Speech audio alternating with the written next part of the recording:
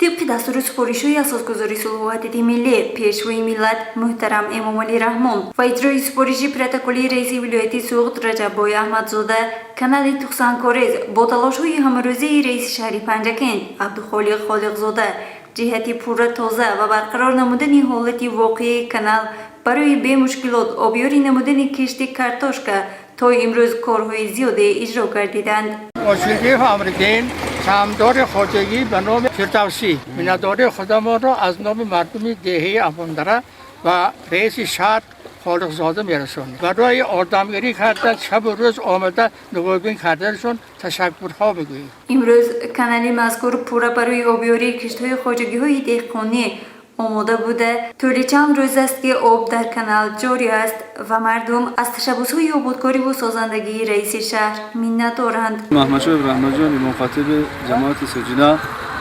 اعضای خواجگی دهقان بازار من 3 روز باز که آب آمد. این آب البته خدمت رئیس شهر و رئیس نوی جماعت سجنا است. از طرف مربا سر وقت آب آمد.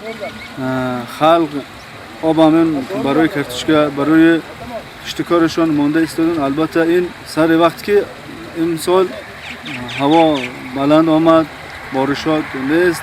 این البته آب بسیار فایده دارد.